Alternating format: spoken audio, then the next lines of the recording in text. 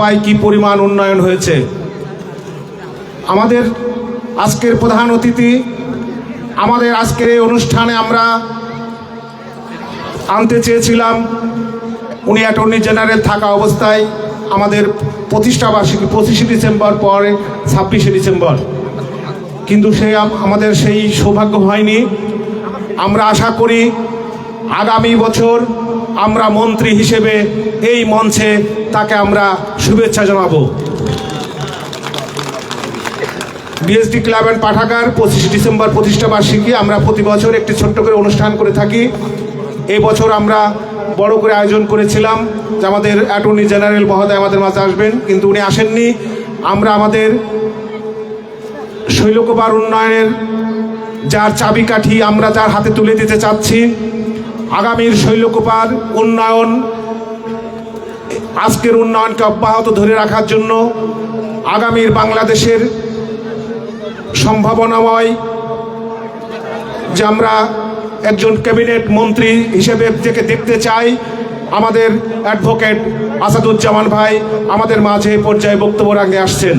আমরা চাওয়ার কিছু নেই, আমরা অনেক পেয়েছি। আমরা ভবিষ্যতে যা পাবো তা হয়তো আমরা চেয়ে শেষ করতে পারবো না। ধন্যবাদ। এ পর্যায়ে কথা বলবেন আমাদের আজকের অনুষ্ঠানের প্রধান অতিথি জনাব অ্যাডভোকেট আসাদুজ্জামান। সবাইকে জোরে করতালি।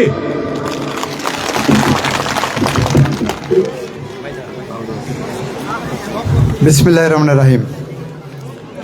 বিএসডি ক্লাব এবং পাঠাগার কর্তৃক আয়োজিত আজকের এই সভার, এই সুন্দর স্বর্ণালী সন্ধ্যার এই আয়োজনের সম্মানিত সভাপতি, এখানে উপস্থিত আছেন বিএনপির জেলা, থানা এবং পৌর বিএনপির বিভিন্ন স্তরের নেতৃবৃন্দ, অঙ্গ সংগঠন সমূহের নেতৃবৃন্দ, অত্র এলাকার বাসিন্দাদের একাংশ, বিশেষ করে এই শীতের মধ্যে মা বোনেরা এখানে এসে যে ধৈর্য সহকারে আমাদের কথা শোনার জন্য অপেক্ষায় আছেন, সেই কারণে মা বোনদেরকে বিশেষভাবে ধন্যবাদ জানাচ্ছি।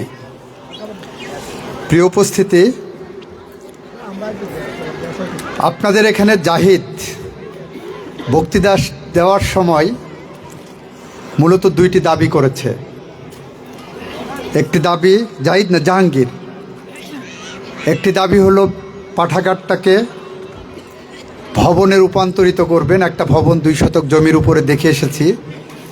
আর একটা হলো প্রাইমারি স্কুল, যেটা আনিকা, 8ম শ্রেণীর ছাত্রী আনিকা তার বক্তৃতার সময় সর্বশেষ বলেছেন। আপনাদের কোনো কথা শোনার আগেই আমিও পথ দিয়ে হাঁটতে হাঁটতে যখন আসছিলাম, তখন আমার মাথায় ঢুকে গেছে এই পাঠাগারের জন্য কিছু করা যায় কিনা এবং এখানে স্কুল করা যায় কিনা।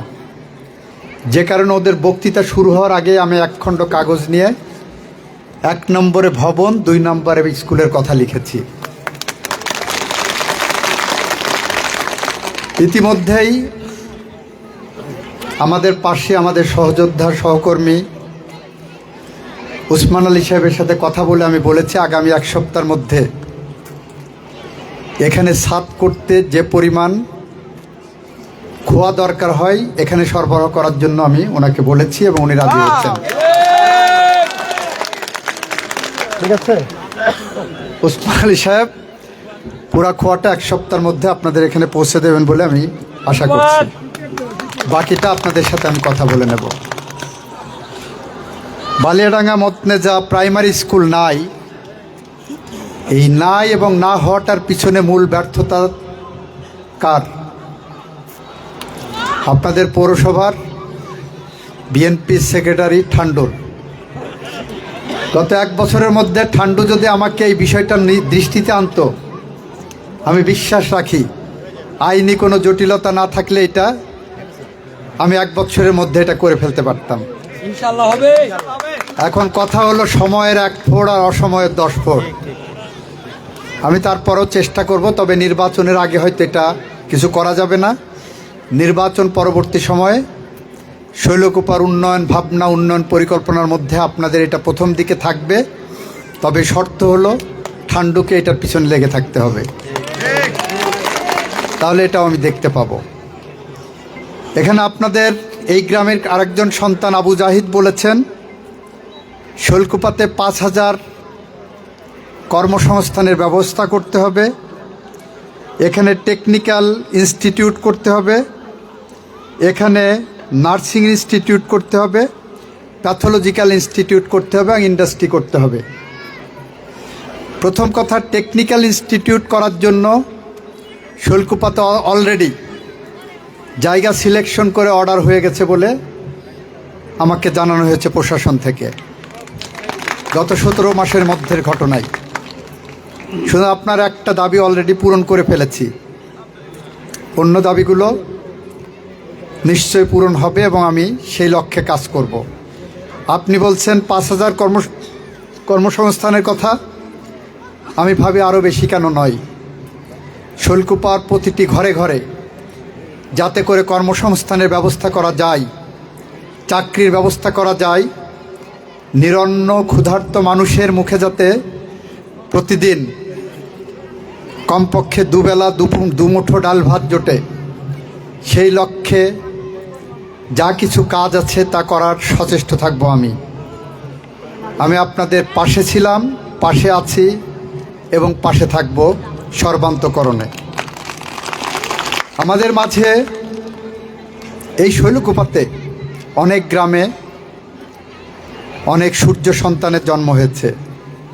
আপনাদের বালিয়াডাঙ্গা গ্রামের একজন সূর্য সন্তান প্রকৌশলী মোস্তফা সাহেব, আর একজন সূর্য সন্তান প্রকৌশলী নূর মোহাম্মদ, প্রকৌশলী গোলাম মোস্তফা, প্রকৌশলী নূর মোহাম্মদ এবং প্রকৌশলী ফারুক। একটা ছোট্ট গ্রাম থেকে 3 জন ইঞ্জিনিয়ার, তাও বাংলাদেশ কাঁপানো, বাংলাদেশের ওয়াসার চেয়ারম্যান ছিলেন একজন, ডেস্কোর ডিরেক্টর ছিলেন একজন, আর একজন এখন এক্সিকিউটিভ ইঞ্জিনিয়ার গণপূর্তের। একটা গ্রাম থেকে এই সূর্য সন্তানদের জন্ম আমাদেরকে অনুপ্রাণিত করে। এখানকার আর একজন সূর্য সন্তান যিনি আজকে উপস্থাপন করছেন, বাংলাদেশের সাহিত্য জগতের অত্যন্ত প্রিয় মুখ, ঢাকাতে যারা সাহিত্য চর্চা করেন তাদের কাছে অত্যন্ত প্রিয় মুখ এবং প্রকাশক আলমগীর অরণ্য, নাকি অরণ্য আলমগীর, আলমগীর অরণ্য আমার খুব স্নেহের। ওকে মৃত্যুর মুখ থেকে আপনাদের ভালোবাসা ফিরিয়ে এনেছে। আপনাদের প্রার্থনা আলমগীর অরণ্যকে মৃত্যুর মুখ থেকে ফিরিয়ে এনেছে। সন্ত্রাসীদের দ্বারা আক্রান্ত হয়েছিল। আর একজন মতিউর, তাকেও সন্ত্রাসীরা হামলা করেছিল। ন্যায় বিচার হবে সময় মতো। মতিউর আছে এখানে, আমরা আশা করি আইন তার নিজস্ব গতিতে চলবে এবং ন্যায় বিচার প্রতিষ্ঠিত হবে এই বাংলাদেশে। ঠান্ডুর কথা কিছু বলার প্রয়োজন লাগে না, ঠান্ডু নিজেই সবার বটবৃক্ষ। প্রিয় উপস্থিতি, আমরা বিজয়ের মাসকে ধারণ করে বিজয় উদযাপন করতে এসেছি। ডিসেম্বর বিজয়ের মাস, মুক্তিযুদ্ধের মাধ্যমে অর্জিত স্বাধীন সার্বভৌম বাংলাদেশের বিজয় অর্জিত হয়েছিল এই মাসে। কিন্তু এর ইতিহাস ফিরে তাকালে বিগত 16 বছরে বাংলাদেশে ভুল ইতিহাস পড়ানো হয়েছে। নৈরাজ্যবাদী শাসন আমলে ইতিহাসকে বিকৃতই শুধু করা হয়নি, ইতিহাস সম্পর্কে নতুন প্রজন্মের মধ্যে এমনভাবে ধারণা দেওয়া হচ্ছিল যে ধারণা অসুস্থ ধারণা, যে ধারণা বিকৃত ধারণা। যেমন ধরেন, মুক্তিযুদ্ধের চেতনার কথা বলা হচ্ছিল। মুক্তিযুদ্ধের চেতনা মানে শেখ মুজিব এবং তার পরিবার, এইটা শেখানো হচ্ছিল। প্রিয় বন্ধুরা, যদি সত্য কথা হয় তাহলে মুক্তিযুদ্ধের চেতনা শেখ মুজিব এবং তার পরিবারের মধ্যে সীমাবদ্ধ ছিল না। 1971 সালের 25শে মার্চ গোটা জাতি যখন যুদ্ধের জন্য প্রস্তুত, স্বাধীনতার জন্য প্রস্তুত, তখন শেখ মুজিবুর রহমান তার 32 নম্বরের বাসভবনে বসেছিলেন কখন পাকিস্তান সেনাবাহিনী নিয়ে এসে তাদের কাস্টডিতে নিয়ে যায় ওনাকে, যাতে করে বাংলাদেশ মুক্তিযুদ্ধ থেকে পিছিয়ে থাকেন। যেটা তার ঘনিষ্ঠ সহচর এবং তার নিজের জামাতা শেখ হাসিনার স্বামী ডক্টর ওয়াজেদ মিয়া তার বইতেও লিখে গেছেন। উনি কী কারণে বারবার তারা বাইরে চলে যেতে বলছিলেন, যাননি, উনি বাসায় বসেছিলেন। পাকিস্তান সেনাবাহিনীর জেনারেল নেয়াজির পিএস ছিলেন মেজর সালিক সিদ্দিকী। তার বইতে বলেছেন শেখ মুজিব বারবার তাকে গ্রেপ্তার করার জন্য তাগাদা দিচ্ছিলেন, না হলে উনি মুক্তিযুদ্ধ, অবধারিত মুক্তিযুদ্ধ ঠেকাতে পারছিলেন না। সেটা ছিল মুক্তিযুদ্ধের মূল চেতনার সাথে অসঙ্গতিপূর্ণ। বিগত 16 বছরে মুক্তিযুদ্ধের চেতনা মানে ভোট ডাকাতির কথা মানুষের মনের মধ্যে ঢুকিয়ে দেওয়া হয়েছে। মুক্তিযুদ্ধের চেতনা মানে দিনের ভোট রাতে হবে। মুক্তিযুদ্ধের চেতনা মানে বাংলাদেশের টাকা লুটপাট করে নিয়ে কানাডা, যুক্তরাষ্ট্র, যুক্তরাজ্য, মালয়েশিয়া, সিঙ্গাপুরে, দুবাইতে, ইউরোপের দেশে দেশে বেগম পাড়া বানানো হবে। মুক্তিযুদ্ধের চেতনা মানে 16 বছরে বাংলাদেশ থেকে $234 বিলিয়ন অবৈধভাবে পাচার করে নিয়ে বিদেশে সম্পদের পাহাড় গড়ার কথা বলা হয়েছে। মুক্তিযুদ্ধের চেতনা মানে প্রতিষ্ঠিত করা হচ্ছিল মানুষকে ধরে নিয়ে ক্রস ফায়ারের নামে হত্যা করা। মুক্তিযুদ্ধের চেতনা মানে মানুষকে গুম করার কথা সংস্কৃতি চালু করা হয়েছিল। মুক্তিযুদ্ধের চেতনার নামে শুধুমাত্র বিএনপি করার অপরাধে, বাংলাদেশে গণতন্ত্র ফিরানোর অপরাধে 60 লক্ষের বেশি বিএনপির নেতাকর্মীর নামে মিথ্যা গায়েবী মামলা করা হয়েছিল, যাদের মধ্যে অনেকেই 15 বছর আগে মারা গেছেন। যাদের মধ্যে অনেকেই ছিলেন যাদের 2 হাত নাই, পা পঙ্গু, তার বিরুদ্ধে অভিযোগ করা হয়েছে সে বোমা ছুঁড়েছে। তার হাত নাই, সে বোমা ছুঁড়ে দিয়েছেন, সে হাঁটতে পারে না। আমাদের বাংলাদেশের সব্যসাচী রাজনীতিবিদ বিএনপির মহাসচিব মির্জা ফখরুল ইসলাম আলমগীরের বিরুদ্ধে মামলা দেওয়া হয়েছিল যে সে ঢাকা শহরে ময়লার গাড়ি পুড়িয়েছে। কি হাস্যকর সব অভিযোগ করেছে। আমার ডান পাশে দাঁড়িয়ে আছে আমাদের পৌরসভার সাধারণ সম্পাদক সেলিম রেজা ঠান্ডু। রাতের পর রাত গোরস্থানে কাটিয়েছে, কখন পুলিশ এসে তাকে বাড়ি থেকে তুলে নিয়ে যায় সেই ভয়ে। সেলিম রেজা ঠান্ডুকে মারা পর্যন্ত হয়েছে। আমাদের অনেক নেতা রাতে বাড়িতে ঘুমাতে পারেননি।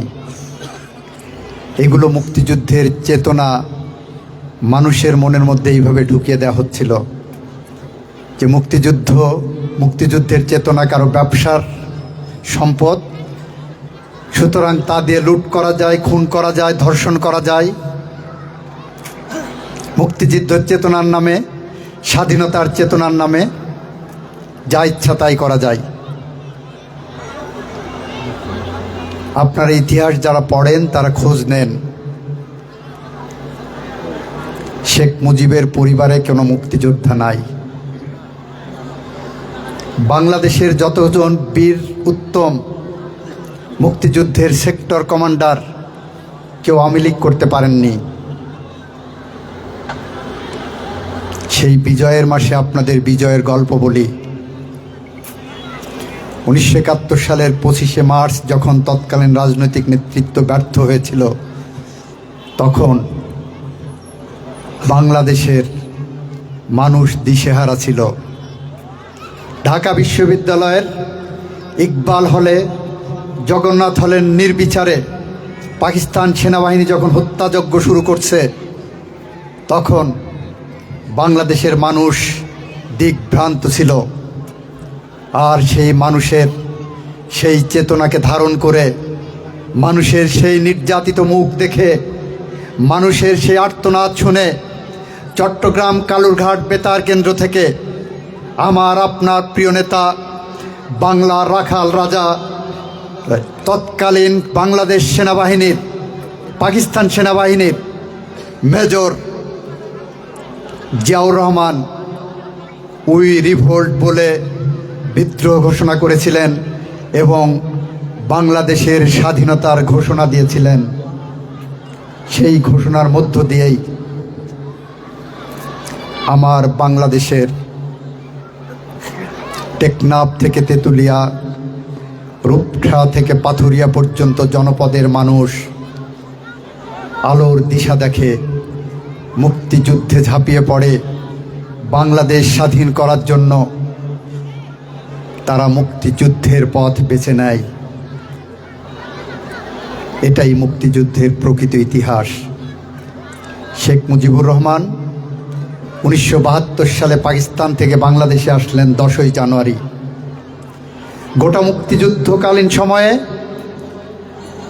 শহীদ রাষ্ট্রপতি জিয়াউর রহমান, তৎকালীন আর্মির মেজর জিয়া বাংলাদেশের পথে প্রান্তরে, বাংলাদেশের মেঠোপথ আলপথ ধরে যখন পাকিস্তান সেনাবাহিনীর সাথে সম্মুখ যুদ্ধে লিপ্ত, জীবন বাজি রেখে প্রতিনিয়ত মৃত্যুর মুখোমুখি, তখন তার স্ত্রী সন্তানরা পাকিস্তান সেনাবাহিনীর কাছে বন্দী ছিলেন। আর তখন শেখ মুজিব পাকিস্তানে আতিথেয়তা নিচ্ছিলেন। তখন শেখ মুজিবুর রহমানের কন্যা শেখ হাসিনা ঢাকা ক্যান্টনমেন্টের সিএমএইচের ক্যাবিনে তার সন্তান জন্ম দিচ্ছিলেন।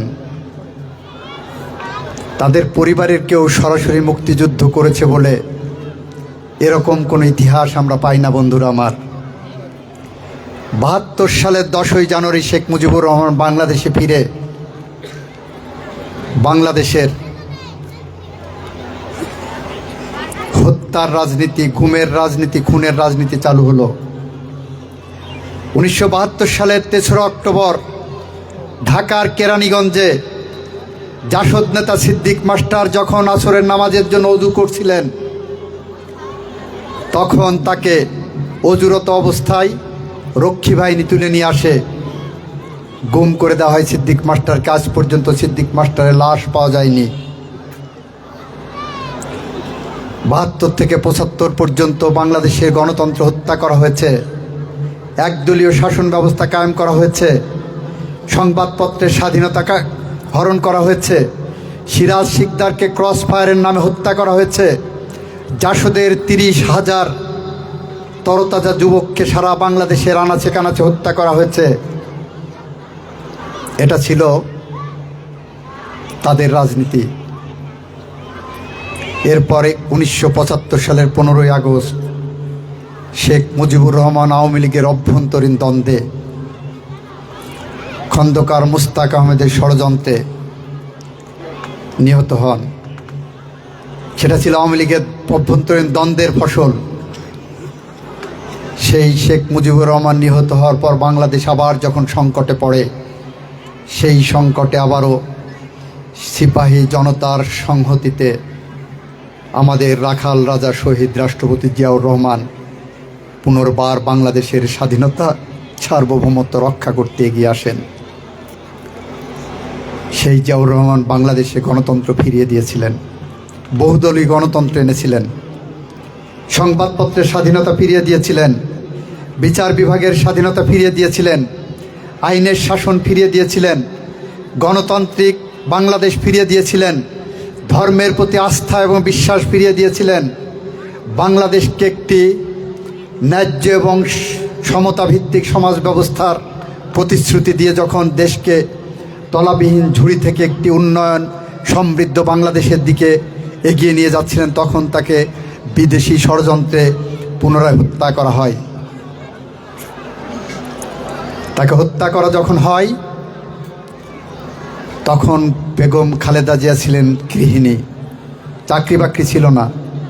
2 সন্তান, নাবালক সন্তান নিয়ে অসহায় অবস্থায় সংসারের দায়িত্ব নেন। তারপরে যে বিএনপির দায়িত্ব নিলেন, একই সাথে সংসার, 2 সন্তান, নাবালক সন্তান, অন্যদিকে দল, সারা বাংলাদেশের মানুষ, গণতন্ত্র, এসবের দায়িত্ব নিয়ে বেগম খালেদা জিয়া দীর্ঘ 9 বছর সংগ্রাম করে স্বৈরাচারের পতন ঘটিয়েছিলেন এবং তখন তার মাথায় জুটেছিল আপোষহীন নেত্রীর মুকুট, দেশমাতার মুকুট, গণতন্ত্রের মা, গণতন্ত্রের জননী, কত মুকুট বাংলাদেশের মানুষ ভালোবেসে তাকে দিয়েছিলেন। ভালোবেসে বাংলাদেশের মানুষ তাকে উপহার দিয়েছিলেন 1991 সালের সরকার। ক্ষমতায় এসেই বাংলাদেশকে তরতর করে উন্নয়নের শিখরে নিয়ে গেছেন, সংসদীয় গণতন্ত্র এনেছেন, নারীদের জন্য 50 সদস্য বিশিষ্ট আসন নির্ধারণ করেছিলেন। 96 সালে এসে বাংলাদেশের মানুষ যাতে নির্বিঘ্নে ভোট দিতে পারে সেই কারণে তত্ত্বাবধায়ক সরকার ব্যবস্থা চালু করেছিলেন। 2001 সালে এসে বাংলাদেশের মানুষ মুক্তিযোদ্ধাদের যাতে সম্মান দিতে পারেন সেই কারণে 2001 সালের 23 অক্টোবর মুক্তিযোদ্ধাদের জন্য পৃথক মন্ত্রণালয় খুলে দিয়েছিলেন, মুক্তিযোদ্ধা মন্ত্রণালয়। আজকে যারা মুক্তিযোদ্ধা ভাইরা আপনারা ভাতা পাচ্ছেন, এটা বেগম খালেদা জিয়ার অবদান। আপনারা প্রতি মাসে 15 থেকে 20 হাজার টাকা ভাতা পান, এটা ছিল বেগম খালেদা জিয়ার অবদান। প্রিয় বন্ধুরা, বেগম খালেদা জিয়া তার দীর্ঘ সংগ্রাম করতে যে অনেক সাথীকে হারিয়েছেন, অনেক সতীর্থ সহযোদ্ধাকে হারিয়েছেন, তারপর উনি অবিচল আস্থা রেখেছেন জনগণের প্রতি, আপনাদের প্রতি, আপনাদের ভালোবাসার প্রতি। 2007 সালে যখন ফখরুদ্দিন মঈনুদ্দিনের সরকার বাংলাদেশ থেকে 2 নেত্রীকে বিতাড়ন করার জন্য নীল নকশা এঁকেছিল, তখন 2 নেত্রীর কাছে প্রস্তাব দেওয়া হয়েছিল বিদেশে তারা পালিয়ে যাবে, বিদেশে অবস্থান করবে, রাজনীতি ছেড়ে দেবে। এক নেত্রীর কাছে প্রস্তাব নিয়ে যাওয়ার পর সেই নেত্রী, আওয়ামী লীগ নেত্রী, তৎকালীন আওয়ামী লীগের সভানেত্রী শেখ হাসিনা ওয়াজেদ, সেই প্রস্তাবে রাজি হয়ে আত্মসমর্পণ করে, আপোষ করে আমেরিকায় পালিয়ে গিয়েছিলেন। আমার নেত্রীর কাছে যখন প্রস্তাব নিয়ে যাওয়া হয়েছিল, ঢাকা বিমানবন্দরে যখন প্লেন রেখে, বিশেষ বিমান রেখে খালেদা জিয়ার কাছে প্রস্তাব নিয়ে যাওয়া হয়েছিল যে আপনি রাজনীতি ছেড়ে বাংলাদেশের মানুষকে ভুলে যে পৃথিবীর যে শহরে থাকতে চান সেই শহরের সবচেয়ে ভালো বাড়িটি আপনার এবং আপনার 2 সন্তানের জন্য বাংলাদেশ সরকার কিনে দেবে। পৃথিবীর সবচেয়ে ভালো যে গাড়িটি আছে সেই গাড়ি আপনাদের জন্য কিনে দেওয়া হবে। পৃথিবীর সমস্ত সুখের সমুদ্র এনে আপনাদের পায়ের কাছে রেখে দেওয়া হবে, বিনিময়ে শুধু বাংলাদেশের রাজনীতি এবং বাংলাদেশের মানুষকে ভুলে যেতে হবে। সেদিন আমার প্রিয় নেত্রী, বাংলাদেশের হৃৎপিণ্ড বেগম খালেদা জিয়া বলেছিলেন, যে দেশের মাটিতে আমার স্বামী বাংলাদেশের স্বাধীনতার ঘোষক শহীদ রাষ্ট্রপতি জিয়াউর রহমান ঘুমিয়ে আছে, আমি সেই দেশের মাটি ছেড়ে পৃথিবীর কোথাও কোনো ঠিকানা করিনি, করব না এবং করব না। তিনি বলেছিলেন, আমার 2 সন্তানকে যদি আমার সামনে হত্যাও করা হয় তাহলেও বাংলাদেশের প্রত্যন্ত অঞ্চলে আমার লক্ষ কোটি সন্তান আছে, তাদের মুখের দিকে চেয়ে থাকব, তাদের সাথে সময় কাটিয়ে আমি আমার বাকি জীবন পার করব। তবুই বাংলাদেশে গণতন্ত্র ফিরাবো। বেগম খালেদা জিয়ার সেই আপোষহীনতার কারণে 2008 সালে মঈনুদ্দিন ফখরুদ্দিন নির্বাচন দিতে বাধ্য হয়েছিলেন। তারপরে বাংলাদেশ ফ্যাসিস্টদের হাতে যায়। শেখ হাসিনা ফ্যাসিস্টের রূপ নেয়। শেখ হাসিনা বাংলাদেশে খুন খারাপি শুরু করে।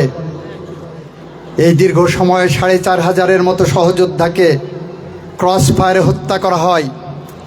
700-র মতো সহযোদ্ধাকে গুম করা হয়েছিল, যাদের স্বজনেরা এখনও তাহাজ্জুদের নামাজ পড়ে, ফজরের নামাজ পড়ে, যায় নামাজের পাটিতে বসে স্বজনের ফেরার প্রতীক্ষায় থাকে বন্ধুরা, কিন্তু স্বজন আর ফেরেনি। এরকম বাংলাদেশ পেরিয়ে, রক্তাক্ত বাংলাদেশ পেরিয়ে আমাদের সামনে আসে জুলাই বিপ্লব। 2024 সালের 16 জুলাই থেকে 5ই আগস্ট পর্যন্ত মাত্র 20 দিন সময়ে আমাদের 1400-র মতো তরুণ তাজা প্রাণকে পাখির মতো গুলি করে হত্যা করা হয়েছে। আমাদের 30,000-এর মতো ইয়াং জেনারেশনকে পঙ্গু করে দেওয়া হয়েছে। কারো চোখ নাই, কারো মাথার এক পাশ নাই, কারো হাত নাই, কারো পা নাই। তারপরেও বাংলাদেশে ফ্যাসিস্টের পতন হয়েছে। সেই বাংলাদেশে বেগম খালেদা জিয়া বিজয়ের পরে আমাদেরকে বলেছেন, বিএনপিকে নির্দেশ দিয়েছেন, বিএনপি ক্ষমতা আসলে প্রথমত নারীর প্রতি বিশেষভাবে উন্নয়নের দৃষ্টি দেওয়ার জন্য। বেগম খালেদা জিয়া ভেবেছেন, বেগম খালেদা জিয়া বলেছেন, একটি পরিবারে একটি নারী হলো ওই পরিবারের ছাতার মতো, সবাইকে আগলে রাখে। একজন নারী, সেই স্ত্রী, আপনার স্ত্রী, এখানে যারা বাম পাশে বসে আছেন, আপনার স্ত্রী বাসায় সবার আগে ঘুম থেকে উঠে ঘরদোর পরিষ্কার করেন, হাঁস মুরগি দেখেন, আপনার সন্তানের জন্য রান্না করেন, আপনাদের কাজে কিংবা স্কুলে পাঠিয়ে উনি সারাদিন বাড়ির গৃহস্থলীর কাজ করেন। সন্ধ্যার পরে রান্না করে আপনাদের সবাইকে খাইয়ে দাইয়ে, কোনো দিন খাবার যদি থাকে নিজে খান, না হলে উপোস করেই সবার শেষে ঘুমাতে যান। একজন মানুষ, একজন নারী, একজন মানুষ, সেই মানুষটি সবার আগে ঘুম থেকে উঠে সবার পরে ঘুমাতে যায়। সারাদিন ঘাড় ভাঙা পরিশ্রম করেন।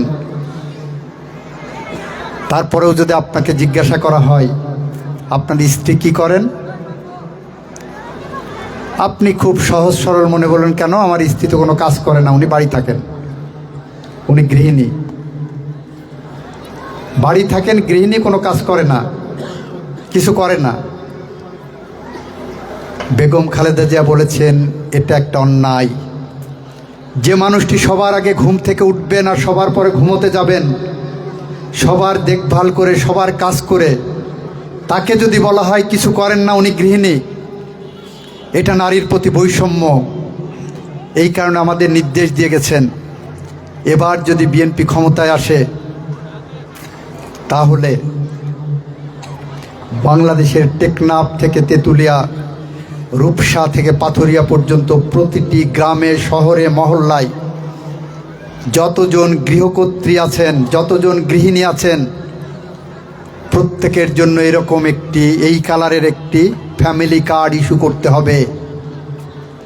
এই ফ্যামিলি কার্ড যে গৃহিণীদের নামে, যত গৃহিণী আছেন সবার নামে যখন ইস্যু হবে, তার পরের মাস থেকে বাংলাদেশ সরকারের পক্ষ থেকে আপনাদের প্রত্যেকের নামে আপনার অ্যাকাউন্টে 2500 টাকা জমা হবে। প্রতি মাসে 2500 টাকা করে দেওয়া হবে আপনাদের। এই টাকা আপনি যে আপনার সংসারের কাজ করেন, সেই কাজের বিনিময়ে আপনার বেতন, মাসিক বেতন, আপনি আপনার সংসারের কাজ করছেন, আর সেইটার দায়িত্ব বেগম খালেদা জিয়া বিএনপি সরকারকে দিয়ে গেছেন যে বিএনপি ক্ষমতায় গেলে এই দায়িত্ব পালন করবে। বেগম খালেদা জিয়া আরেকটি কথা চিন্তা করেছেন, আমাদের নির্দেশ দিয়ে গেছেন বাংলাদেশের কৃষককে নিয়ে। বাংলাদেশের কৃষক নিরন্ন ক্ষুধার্ত মানুষের মুখে খাবার দেয়, শ্রমজীবী কৃষকের থেকে শুরু করে বড়লোক ধনীদের মুখেও খাবার জোগাড় করে। কৃষক যে বছর ফসল ফলাবে না, কৃষক যদি স্ট্রাইক করে বাংলাদেশের মানুষ না খেয়ে মারা যাবে। অথচ এই কৃষক 1 বছর 1 বিঘা জমিতে ধান চাষের পরে বছর শেষে তাকে মিলাতে হয় কত টাকা খরচ হয়েছে এই 1 বিঘা জমি চাষ করতে এবং কত টাকার ধান পাইল। হিসাব করতে যে কোনো বছরে 1000 টাকা লাভ থাকে, কোনো বছরে লাভ থাকে না। বেগম খালেদা জিয়া বলেছেন এটা হতে পারে না। আমাদের দেশের কৃষক আমাদের মেরুদণ্ড, আমার অর্থনীতির চালিকা শক্তি, আমাদের অর্থনীতির লাইফলাইন। সেই কৃষককে আমাদের ভর্তুকির আওতায় আনতে হবে, যে কারণে বাংলাদেশের প্রান্তিক কৃষকদেরকে কৃষি কার্ড দেওয়া হবে। যে কৃষকের কাছে কৃষি কার্ড থাকবে সেই কৃষক প্রতি মাসে ওই একই পরিমাণ টাকা 2500 টাকা করে পাবেন, সাথে ন্যায্য মূল্যে সার, বীজ এবং কৃষি উপকরণ পাবেন। এটা বেগম খালেদা জিয়ার স্বপ্নের বাংলাদেশের রূপরেখা। আজ বেগম খালেদা জিয়া আমাদের মাঝে নাই। আমরা তার স্বপ্নকে, তার স্বপ্নের মশাল ধরে, তার স্বপ্নের সারথি হয়ে বাংলাদেশের গ্রাম থেকে গ্রামে ছুটে বেড়াচ্ছি, বাংলাদেশের গ্রাম থেকে গ্রামে দৌড়ে বেড়াচ্ছি, ভোট চাচ্ছি। আমরা বিশ্বাস রাখি আগামী দিনে বিএনপি ক্ষমতা আসলে বেগম খালেদা জিয়ার এই স্বপ্ন পূরণ আমরা করব সবার আগে। প্রিয় বন্ধুরা, গ্রামে এসে কয়েকটি কথা শুনছি। আজকে ফেসবুকেও দেখলাম, আমাকে আমাদের একজন সহযোদ্ধা দেখালেন, একটি রাজনৈতিক দল ধর্মভিত্তিক রাজনীতি করেন। তারা তাদের মহিলা টিম পাঠিয়েছেন আমাদের মা বোনদের ঘরে ঘরে, পাঠিয়ে নাকি বলছেন দাড়িপাল্লায় ভোট দিলে বেহেশতের টিকিট দিয়ে দেবে। আজকে ফেসবুকে দেখছেন বিড়ি সিগারেটের শুকটান দিলেও, শুকটান বুঝেন, শুকটান, বিড়ি সিগারেটের শুকটান দিতে দিতে দাড়িপাল্লায় ভোট দিলেও নাকি বেহেশতের টিকিট পাওয়া যাবে। নাউজুবিল্লাহ মিন জালেক। বেহেশতের টিকিট বিক্রি করতেছেন মানুষ। ইভেন কোনো নবী পয়গম্বরও সেই সাহস করেননি। কারণ আমরা যারা ইসলাম ধর্মে বিশ্বাস করি, আমরা যারা মুসলমান, আমরা বিশ্বাস করি দৃঢ়ভাবে মানুষের ন্যায় অন্যায় লিখছেন মুনকির নকির 2 কাঁধে বসে, এবং তার হিসাব নেবেন আল্লাহ। হাসরের ময়দানে আল্লাহ সেই বিচার করবেন, তার রেজাল্ট দেবেন, কে নেক কাজ করেছেন আর কে বদ কাজ করেছেন। আমরা এক আল্লাহ বিশ্বাস করি। আমরা বিশ্বাস করি হাসরের মাঠে এই আল্লাহই আমাকে নির্ধারণ করবেন আমি দোজখে যাব না বেহেশতে যাব।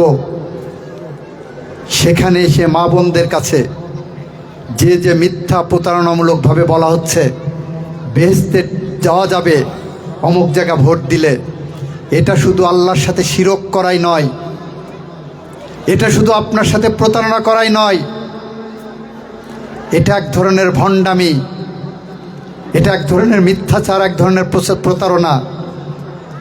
তাই আপনাদেরকে যদি কেউ এসে বেহেশতের টিকিট বিক্রির কথা বলতে যায়, তাদেরকে আপনি সমুচিত জবাব দেবেন।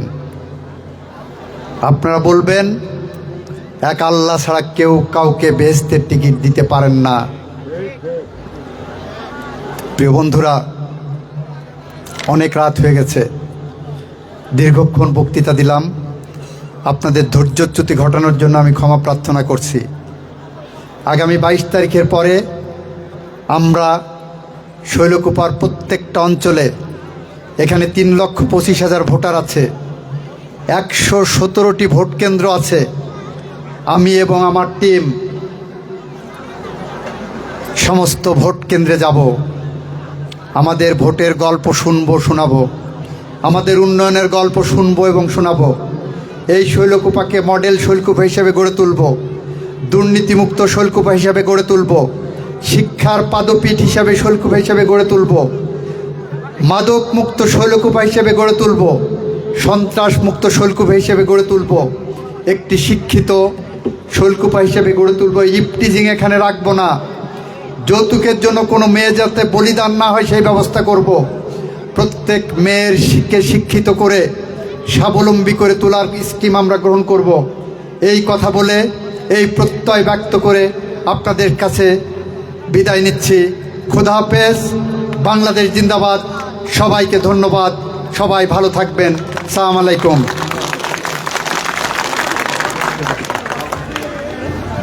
ধন্যবাদ মাননীয় প্রধান অতিথি